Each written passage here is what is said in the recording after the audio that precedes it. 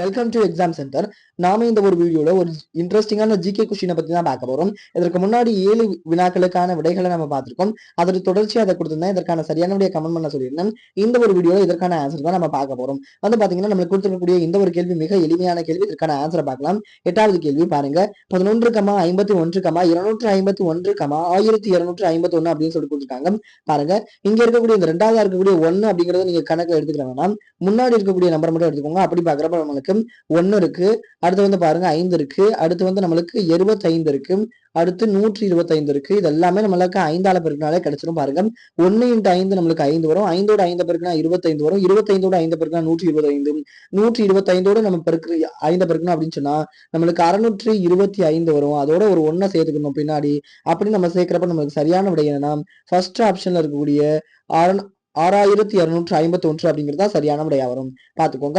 அடுத்து 9வது கேள்வி பாருங்க. 1.2, 2.3, 3.4, டேஷ் அப்படின்னு கொடுத்துருக்காங்க. இது ரொம்ப ரொம்ப எளிமையான ஒரு வினா.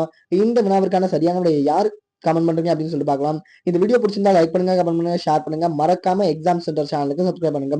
தொடர்ந்து அடுத்த ஒரு வீடியோல இன்ட்ரெஸ்டிங்கான ஒரு ஜிகே கொஸ்டினோட உங்களை பாக்குறேன். தேங்க்யூ.